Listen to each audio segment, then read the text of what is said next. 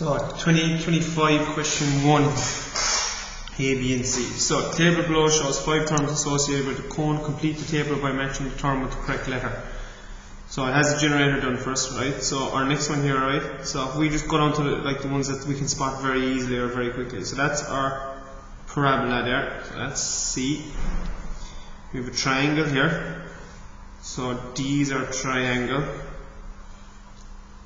Our circle, it cuts straight across, so A is our circle. And then our ellipse here, B. Okay? Using a tick indicate whether each of the following is true or false. An elevation of a right cone appears as a circle, right? So if we sketch out a cone,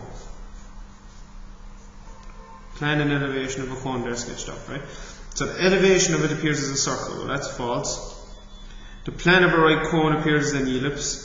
No, that's false as well, it's a circle. And the axis of the right cone is perpendicular to its base. So if you put your axis down there, perpendicular to the base, that's true.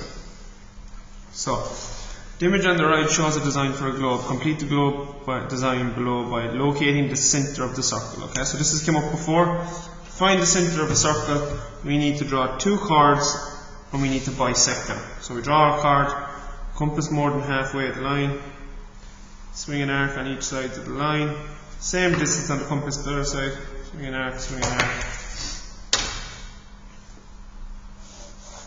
on our line, and we will draw out a chord over here then as well.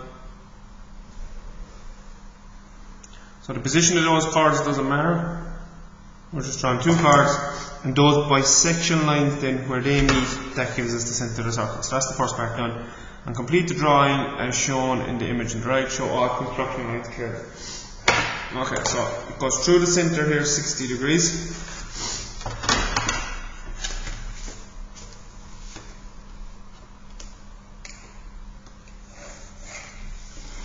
There's a radius 35 and a radius 42 there then.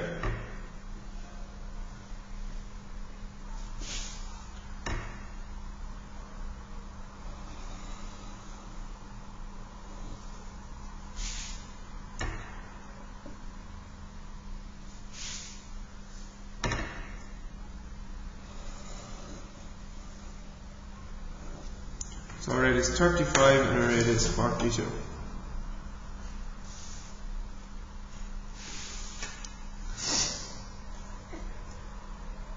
Then we know how far this down is, so we can start this one, right? So from the center line we're measuring down 60, we can draw a line straight across. So from the center line, from the center point we're measuring down 60, we can just draw a line across the page, that's the top bit there, and then we can measure down another 15 to get to the bottom of it. Yeah, so that gives us that so far.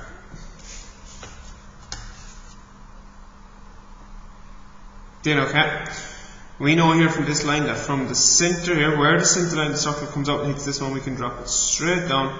That'll give us this point here, and we can drop the center down here to get the bottom point here. So that's what I'm going to do next. I'm going to draw a center line across the circle. Where it hits the circle here, I'm going to bring it straight down.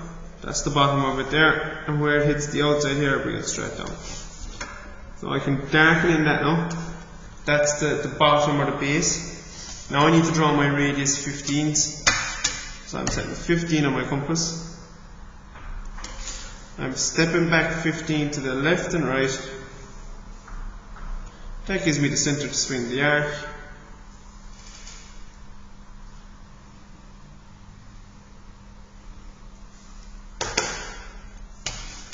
Darken this section in here.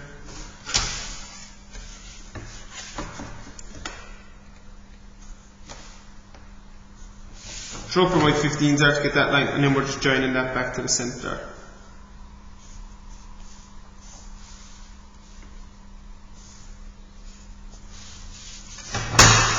And that's that page then finished. 2025 question 1.